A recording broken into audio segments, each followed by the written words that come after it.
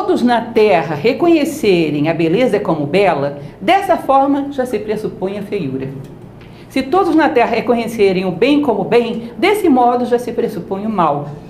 Porque ser e não ser geram-se mutuamente. O fácil e o difícil se complementam. O longo e o curto se definem um ao outro. O alto e o baixo convivem um com o outro. A voz e o som casam-se um com o outro. O antes e o depois se seguem mutuamente. Também muito claro, não tem nenhuma caneta aqui para eu dar o exemplo clássico. Vou pegar outra coisa qualquer. Aqui, por exemplo, esse livrinho. O amarelo e o vermelho. Lembram desse exemplo batidíssimo? Por que eu percebo o vermelho? Porque ele acaba e começa o amarelo. Se o universo inteiro fosse vermelho, eu ia perceber o vermelho? Não. Ou seja, a consciência se dá no contraste. Acaba uma coisa e começa a outra. Então, qualquer coisa que você pense, automaticamente você concebe o seu contrário. E muitas vezes você opta por um polo e nega o outro. Isso era princípio de quê, no Kaivalho? Quem lembra? Polaridade. Então, tudo que você pensa, automaticamente você vai pensar o seu oposto. E vai excluir um para entender o outro. Aí você exclui para entender, na hora de viver, exclui também. E não sabe por quê. Sempre exclui. Nossa compreensão está sempre excluindo coisas. Tira o que sobrou, entendi. Nós estamos sempre dividindo. Toda vez que a gente concebe alguma coisa limitada, nós estamos concebendo o seu oposto. E negando o seu oposto. E optando por esse polo. É o que ele vai dizer. Se concebeu, isso é belo. O que você está querendo dizer? Eu digo, essa pessoa é bela, o resto da sala é feio. Eu, se estivesse nessa sala, já me sentiria ofendida. Como assim? Só ela? Só ele? E eu? Eu não falei nada. Como assim? Você não falou porque você está dizendo que sou feia. Eu não pensaria dessa forma? É mais ou menos automático. E isso é grande. Ah, então isso é pequeno. Porque se tivesse uma coisa maior do que isso, você falaria aquilo, não isso. Então, automaticamente você já está rotulando uma dualidade ao dar um adjetivo para uma coisa. Mas nós estamos sempre adjetivando as coisas. Às vezes é necessário, mas às vezes não. Às vezes nós extrapolamos muito a necessidade de adjetivar. Você me diz, a escada fica esquerda. Eu precisava falar isso, porque senão eu não achava a escada. Mas fulano é alto, é baixo, é feio, é bonito, é bom, é mal. Muitas vezes extrapolamos a necessidade de rotular as coisas. Isso se chama crítica. E limitamos as coisas por comodismo, sem nenhuma necessidade. Isso limita a nossa capacidade de compreender as coisas. Nunca aconteceu com vocês, depois de 20 anos, 10 anos, descobrir que uma pessoa não era bem aquilo que você pensava dela? Mas por que você não viu durante tanto tempo? Porque rotulou. Rotulou e se acomodou. Rotular é uma coisa terrível. E rotula, inclusive, a si próprio. Eu sou assim. Aí pronto, nunca mais nem tenta imaginar que pode ser de outra forma. Porque eu já sei que eu sou assim. Lembram daquele famoso, universal, infinito e incomparável exemplo da Gabriela Cravo e Canela? Eu nasci assim, eu cresci assim, e sou mesmo assim, você sempre assim. Não é isso? Síndrome de Gabriela, ou seja, eu defini e acabou, nem questiono mais.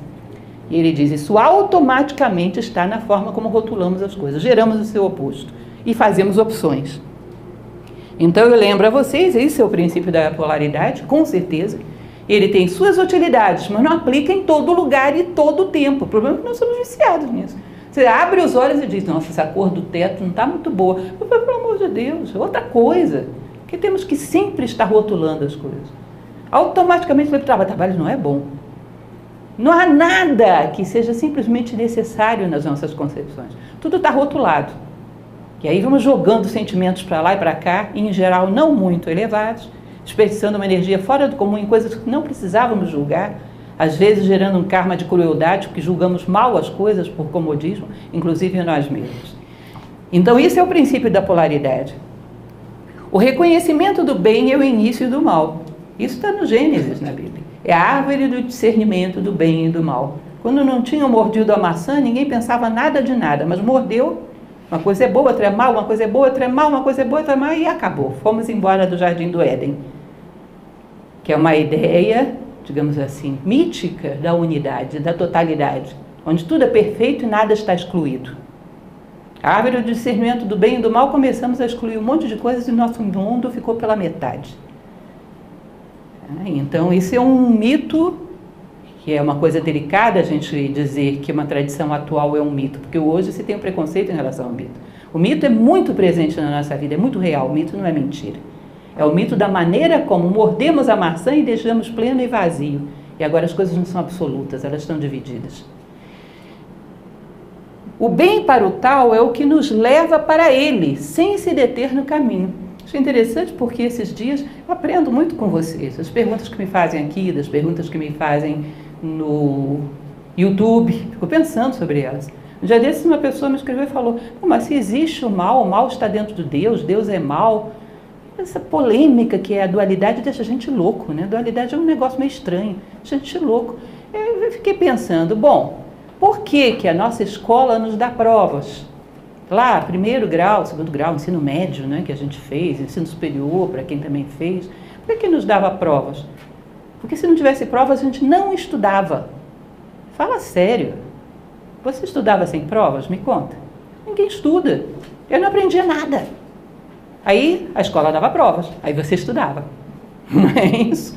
Mas essa pedagogia, será que foi a sua escola que inventou? Ou é uma lei do universo que foi reproduzida pela pedagogia humana? Se as provas eram boas ou eram más? Na hora que eu as fiz, era um inferno. Mas agora são boas, porque tudo que eu sei eu aprendi por causa delas. Então, na verdade, para uma visão como a taoísta, não existe bem e mal. Existe o necessário. E o necessário é que você cresça. Te fez crescer? Legal. E tudo no universo te dá uma oportunidade de crescer, que você aproveita ou não, segundo o seu livre-arbítrio. Mas existe alguma coisa na tua vida que não te permita crescer através dela? Não, não tem. Se eu tivesse aprendido, eu teria crescido. Ou aprendi e cresci.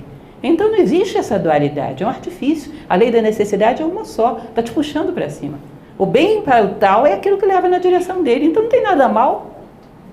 Tudo é uma possibilidade de crescimento. Através das provas podemos alçar um outro degrau. E se não alçamos, exercemos o nosso livre-arbítrio.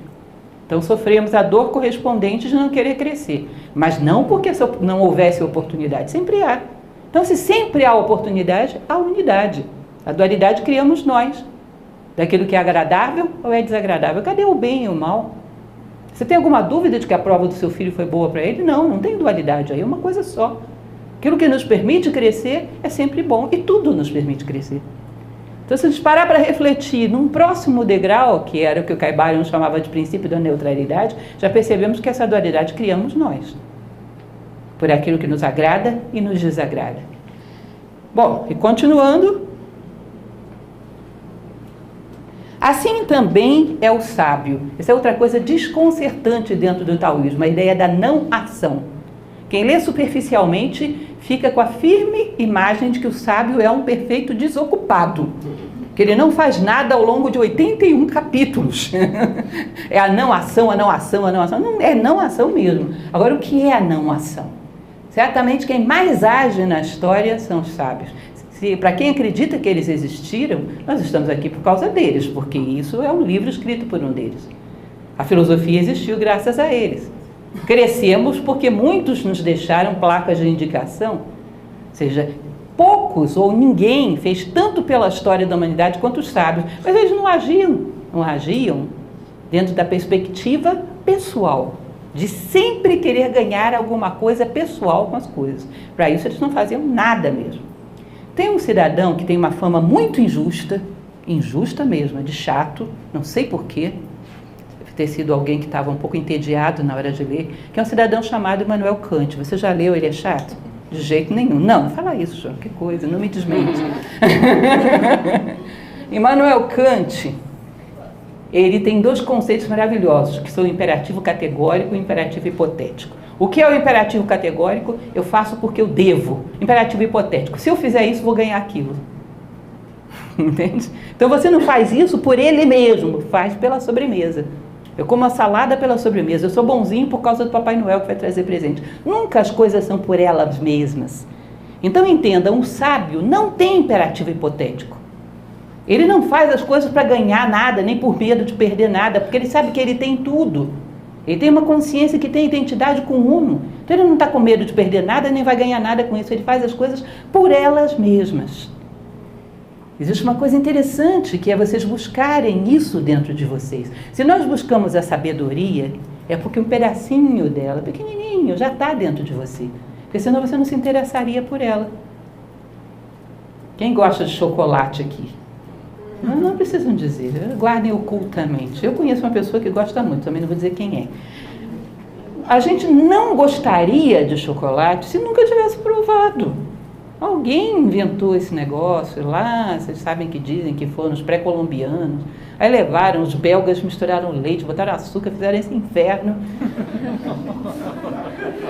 Que hoje acaba com a nossa vida. E aí a gente provou o dia, acabou a festa, depois que provou, acabou. Então está presente dentro da consciência aquilo, e você quer mais, você já provou. Tem um pouquinho de sabedoria dentro de nós, e por isso que a gente gosta dela e quer mais. Então é importante você achar esse pouquinho. Não teve um dia que você fez algo por alguém e não queria ganhar nada com isso, e se sentiu humano por ter feito aquilo, e ficou com aquela sensação de dever cumprido, não fez para ninguém ver, não fez por medo de alguém te castigar. Aquele momento que você foi justo e se sentiu pleno por ser justo. Não tinha nenhum inglês olhando, não era para inglês ver. Era pela ação em si, você ficou naquele estado de plenitude. Nossa, que coisa saborosa. Isso foi a prova do chocolate. Entende? Você já provou da natureza humana. E por isso quer mais, por isso ama a sabedoria, por isso é um filósofo. Seja bem-vindo. Tá? É um destino bastante interessante. Já provamos. Já tivemos um momento que queríamos o bem das pessoas por elas, porque somos humanos, não queríamos ganhar nada com isso, ninguém ia nos castigar, nem prêmios, nem paraísos, nem compensações, nem imagem, nada. Só porque eu sou humano, eu estou aqui, a pessoa precisa de mim, deixa eu ir lá. Ela viu, ela não viu, ninguém viu, mas isso me dá um estado de plenitude. E se o chocolate você provou, esquece, vai correr a vida inteira atrás disso. Digam o que disserem os personal trainers, você sempre vai sonhar com chocolate. Não é isso? Então nós provamos na natureza humana. Ele vai dizer, o sábio é assim. Ele está sempre agindo, mas não age do ponto de vista pessoal. Ele não tem imperativo hipotético. Ele não está agindo se isso, então aquilo. Se eu fizer isso, ganho tal coisa. Se eu não fizer, eu vou ser castigado de tal maneira, eu vou perder tal coisa. Não há imperativo hipotético na ação do sábio. É reta ação. Ele faz por quê? Porque ele é humano, ponto final. E isso corresponde ao ser humano fazer. E isso Lao Tse chamava de não ação. Você está fazendo as coisas porque você é humano, do ponto de vista do movimento pessoal, você não saiu do lugar, fez nada. Mas, no entanto, você fez tudo o que pode ser feito. Você é o máximo das suas possibilidades. Um dia desses me mandaram uma historinha que eu nunca sei se é real, mas quando elas são bonitas eu não me importo muito, porque passam a ser reais por causa disso. Que diz que perguntaram a um rabino por que ele temia a morte. Ele dizia, olha, eu temo a morte, não porque depois da morte alguém vai chegar para mim e vai dizer, Suíça era o nome do rabino, por que você não foi igual a Moisés? Porque eu não sou Moisés. Por que você não foi igual a Maimônides? Eu não sou Maimônides. Agora, eu tenho medo deles chegarem para mim e perguntarem, por que você não foi Suíça? Ou seja, você mesmo. Por que não foi, se podia ser? E eu não vou saber o que responder. Achei isso lindo. Por que você não foi humano? Poderia ter sido. Por que não foi? Porque isso é a coisa mais saborosa, mais perfeita. É o maior chocolate da terra. E se você experimenta, vai querer mais. Então é essa a ideia do não agir. Permanece na ação sem agir. Ensina sem nada dizer. Toda expressão em pensamento, palavra, ação, emoção de um sábio é pedagógica. Ele ensina através do próprio exemplo. A todos os seres que o procuram, ele não se nega. Ele está eternamente em estado de serviço. Lembrem do conceito de amor platônico? Chega um determinado momento que você não pensa, para que isso me serve? Mas pensa, como eu posso servir a isso? Ele sabe que ele veio ao mundo para acrescentar alguma coisa ao mundo, está eternamente num estado de transmitir daquilo que ele é. Ele não deixa de ser o que é, mas sendo o que é, ele vai até o limite das suas possibilidades para somar ao mundo. É aquele velho princípio pedagógico que eu já falei para vocês. Qualquer ser que te peça ajuda, você teria que ter um princípio em mente. Para subir, conte comigo. Para descer, desça sozinho. Isso é um sábio. Você quer ser sábio? Conte comigo até o limite das minhas possibilidades e talvez mais. Mas para se animalizar, não. Eu não vou com você. Eu não tenho carências.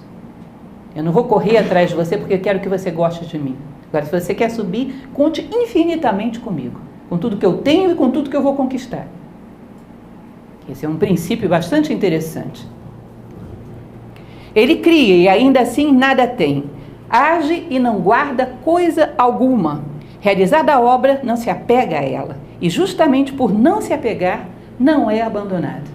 Ou seja, como ele não possui nada, egoisticamente falando, não perde nada. O que ele tem não pode ser tirado dele. O que ele tem é a sua essência. Isso não pode ser tirado dele. Essa frase que eu já repeti muitas vezes para vocês.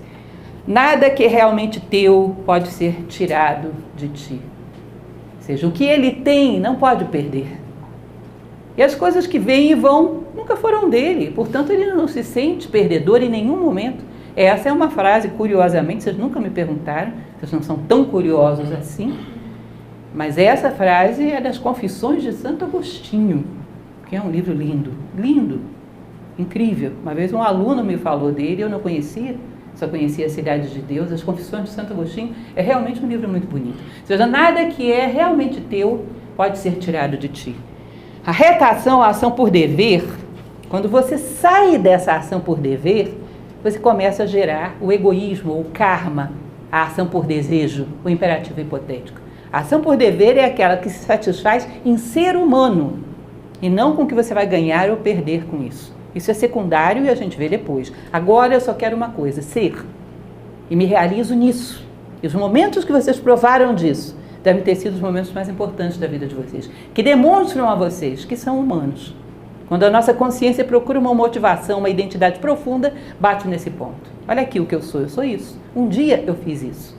Isso me prova que eu sou humano. É uma pérola que nós deveríamos guardar na nossa caixa de primeiros socorros da consciência. A luz e a vara de bambu, já falei muitas vezes para vocês desse exemplo, que é um exemplo taoísta mesmo.